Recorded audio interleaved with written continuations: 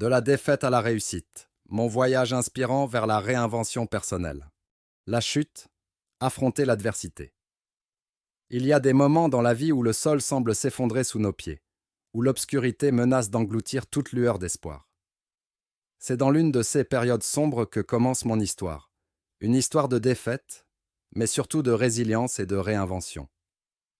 Le vent glacial de l'échec soufflait avec une force déconcertante lorsque je me suis retrouvé confronté à une situation que je n'avais jamais anticipée. Le travail que j'avais tant chéri, la carrière que j'avais bâtie avec tant de soin, tout s'est effondré comme un château de cartes. Les jours de gloire semblaient lointains, éclipsés par un nuage noir d'incertitude. C'était un matin gris, les rayons du soleil se faufilant à peine à travers les rideaux tirés. Je me suis assis au bord du lit, les pensées sombres obscurcissant mon esprit. Les emails de licenciement, froids et impersonnels, résonnaient dans ma tête. J'avais toujours pensé que mon travail était une extension de moi-même, un pilier de ma vie que je considérais comme immuable. Mais cette illusion s'était effondrée, laissant derrière elle un vide béant. La douleur de l'échec n'était pas seulement professionnelle, elle avait creusé un abîme émotionnel. Les questions tournaient en boucle dans mon esprit, comme une litanie désespérée. Pourquoi cela m'arrivait-il? Qu'est-ce que j'avais fait de mal? Les doutes et les peurs me hantaient, comme des ombres insaisissables. La première étape de cette descente aux enfers fut la confrontation avec l'humilité. J'ai dû accepter que je n'étais pas invincible, que la vie était faite d'imprévus et que l'échec faisait partie intégrante de l'expérience humaine. C'était une pilule amère à avaler, mais elle était nécessaire pour entamer le processus de guérison. Les jours se sont transformés en semaines et les semaines en mois. Le chômage prolongé m'a donné le temps de réfléchir, de plonger profondément en moi-même pour trouver des réponses aux questions qui tournoyaient sans relâche. C'est dans ces moments d'obscurité que j'ai découvert une résilience que je ne savais pas posséder. Les après-midi de café solitaire sont devenus des séances de réflexion profonde. J'ai plongé dans les méandres de mes pensées, examinant chaque aspect de ma vie professionnelle et personnelle. C'est alors que j'ai commencé à percevoir cette période comme une opportunité déguisée.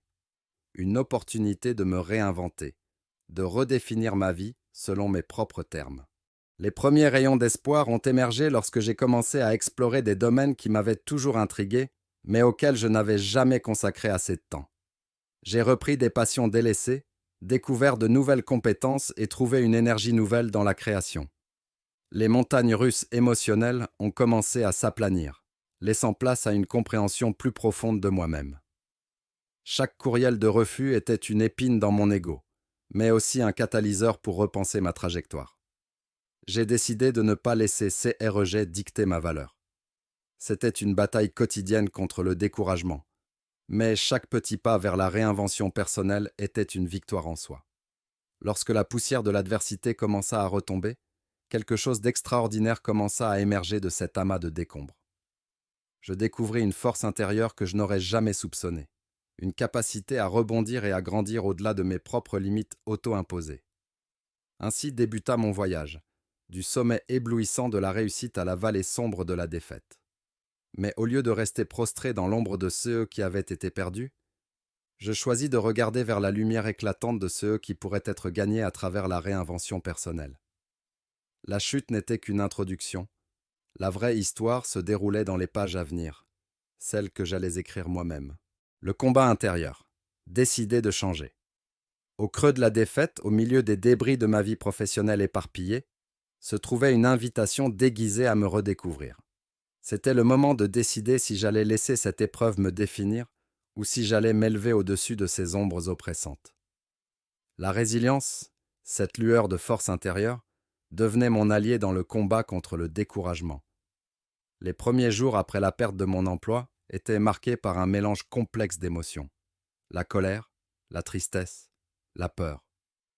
J'ai regardé en arrière, scrutant chaque décision, chaque intersection de ma vie qui avait conduit à ce point de rupture. Il y avait un sentiment d'injustice, une lutte contre l'idée que j'étais une victime impuissante des circonstances. Cependant, au cœur de cette tempête émotionnelle, un déclic s'est produit. C'était comme si une voix intérieure m'encourageait à voir au-delà de la douleur immédiate, à reconnaître l'opportunité qui se cachait dans l'adversité. C'est là que la décision de changer a pris racine. La première étape a été de faire face au monstre du doute qui s'était installé dans mon esprit. La voix constante me murmurait que j'étais incapable de rebondir, que cet échec était une sentence permanente. J'ai décidé de ne pas me laisser intimider par ces pensées négatives. C'était le moment de prendre le contrôle de ma propre narration. Je me suis plongé dans un processus d'introspection profonde. Qu'est-ce qui me passionnait vraiment? Quels étaient mes rêves longtemps négligés? 6 questions m'ont conduit à redécouvrir des aspects de moi-même que j'avais mis de côté pendant des années. Des carnets de croquis poussiéreux ont été ouverts, des projets créatifs abandonnés ont été ressuscités, et des idées entrepreneuriales ont commencé à germer. Le combat intérieur était aussi une bataille pour l'estime de soi. L'identité liée au statut professionnel était ébranlée, et je devais apprendre à me définir au-delà des étiquettes professionnelles.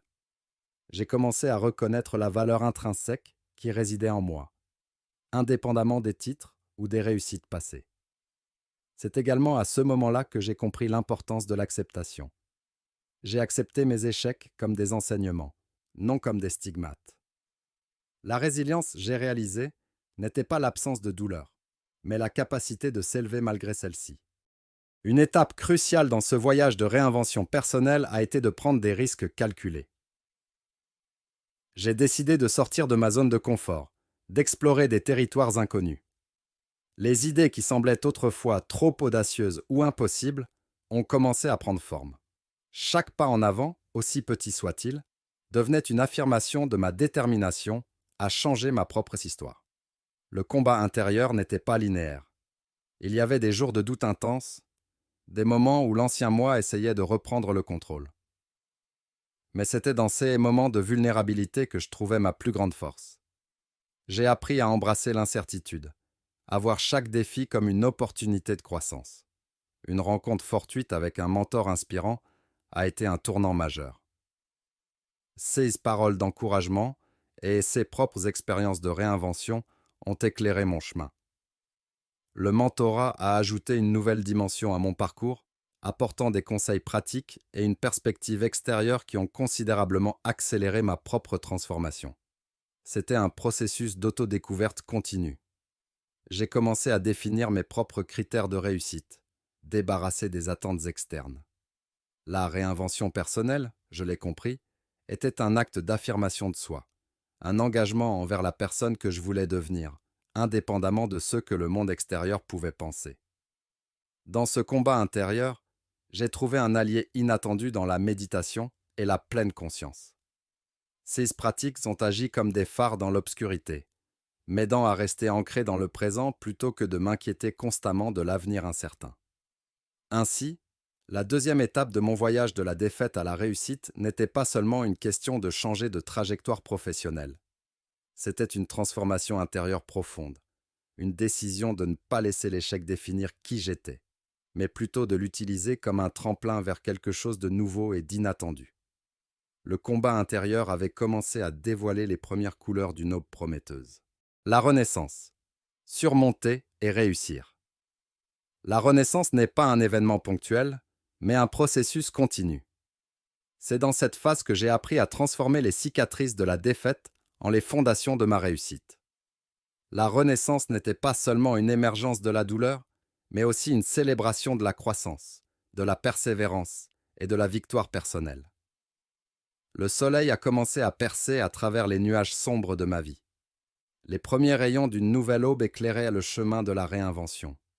Cependant, la route à parcourir était encore incertaine, pavée d'efforts, de sacrifices et de détermination renouvelée. La première étape de ma renaissance a été de concrétiser les idées et les aspirations qui avaient commencé à bourgeonner pendant le combat intérieur. J'ai créé un plan d'action concret, décomposant mes objectifs en étapes réalisables. Cette phase exigeait une discipline féroce, un engagement envers la réalisation quotidienne de petites victoires. Le démarrage d'un projet entrepreneurial, longtemps relégué au statut de rêve lointain, est devenu une réalité tangible. Les premiers jours ont été marqués par des nuits blanches, des moments de doute et des ajustements constants. Mais chaque obstacle était un apprentissage, chaque défi une opportunité de grandir. Les débuts modestes ont cédé la place à des réussites plus significatives. Chaque client gagné, chaque projet terminé avec succès, étaient des témoins silencieux de la résilience qui résidait en moi. Les échecs passés semblaient de plus en plus lointains, emportés par la marée montante de la réussite présente. La renaissance n'était pas seulement une question de carrière. C'était une revitalisation de l'esprit. J'ai investi du temps et de l'énergie dans ma santé mentale et physique, reconnaissant que la réussite véritable ne pouvait être réalisée que si je prenais soin de moi-même. Le sport est devenu un allié quotidien, la méditation, une pratique régulière. Les relations personnelles ont également subi une transformation. La renaissance personnelle m'a appris à apprécier ceux qui étaient restés à mes côtés pendant les moments difficiles et à me libérer de ceux qui ne contribuaient pas positivement à ma croissance. Les liens familiaux et amicaux ont été renforcés, et de nouveaux amis ont élargi mon cercle de soutien. Le chemin de la renaissance m'a également conduit à des opportunités que je n'aurais jamais envisagées dans mes jours de gloire passés. Les portes qui semblaient jadis fermées se sont ouvertes, dévoilant des horizons inexplorés. J'ai accepté des défis qui auraient semblé insurmontables auparavant. Et chaque victoire était une confirmation que la réinvention personnelle n'avait pas de limite préétablie. Les leçons apprises au cours de cette renaissance étaient aussi variées que profondes. J'ai appris que la patience était la compagne fidèle de l'ambition, que la persévérance était la clé de toute réussite durable. Chaque échec rencontré en cours de route n'était pas une défaite, mais une occasion d'apprendre et de s'améliorer. La renaissance a également été une période de connexion avec la communauté. J'ai partagé mon histoire, ouvrant mon cœur aux autres qui pourraient traverser des épreuves similaires. Les retours positifs ont commencé à affluer, des témoignages d'encouragement de personnes qui, à leur tour, trouvaient l'inspiration pour entreprendre leur propre voyage de réinvention. Les projets philanthropiques ont pris une place de plus en plus importante dans ma vie. La compréhension de la valeur de la solidarité et du partage a renforcé mon engagement envers des causes sociales. La renaissance personnelle, j'ai réalisé, avait le pouvoir de créer des ondes positives qui s'étendaient bien au-delà de ma propre existence. Cette phase de renaissance n'était pas sans défi. La pression du succès, bien que différente de celle de l'échec, était tout aussi exigeante. J'ai dû apprendre à gérer le stress du succès, à rester fidèle à mes valeurs même lorsque la tentation de compromis éthiques se faisait sentir. La renaissance, en fin de compte, était un équilibre délicat entre l'aspiration à la réussite et la préservation de l'authenticité personnelle. C'était une célébration du chemin parcouru, mais aussi un rappel constant que le voyage était loin d'être terminé. Ainsi, la Renaissance était une célébration du triomphe de la persévérance sur l'adversité, une déclaration audacieuse que la défaite n'était pas la fin de l'histoire, mais plutôt le prélude à une nouvelle ère de possibilités. Les cicatrices étaient devenues des témoignages de résilience, les moments sombres des étoiles qui guidaient ma route vers un avenir radieux. C'est ainsi que se conclut mon voyage inspirant, de la défaite à la réussite, de l'ombre à la lumière. La Renaissance était la toile de fond de ma nouvelle réalité, une réalité façonnée par la détermination, l'apprentissage constant et la foi en soi. Mon histoire n'était plus seulement mienne. Elle appartenait à ceux qui, à travers leurs propres épreuves, cherchaient la promesse d'une aube nouvelle. Pour vous, que signifie la réussite? Dites-le moi dans les commentaires. Si vous avez aimé cette histoire, dites-le dans les commentaires, lâchez un pouce bleu et abonnez-vous pour soutenir la chaîne.